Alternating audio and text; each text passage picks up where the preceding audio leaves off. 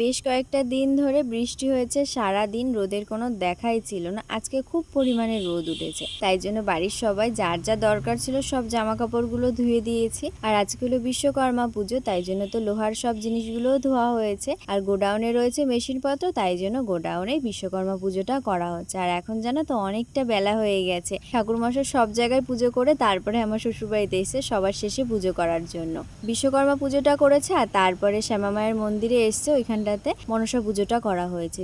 মানে যখনই করা হোক না কেন ওখানটাতেই দুধকলা দেওয়া হয়, ঠাকুরমশাইকে দিয়েই আর কি পুজোটা করা হয়েছে।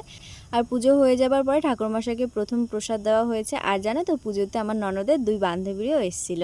আর এদিকে সবাইকে প্রসাদ দেওয়া হচ্ছে, আর শান্তির জলটা না মেজমা সবাইকে খাইয়ে দিচ্ছে। তো এদিকে প্রসাদ খাওয়ার পরে মা, বাবা, মেজো কাকা আর ও 4 জনে মিলে ধানটা গুটিয়ে নিয়েছে। আজকে ধানটা উঠে যাবে। আর সকালবেলাতে ভাত খাইনি, তাই জন্য দুপুরবেলাতে তাড়াতাড়ি করে খেয়ে নিলাম। আর তারপরে থালা বাসন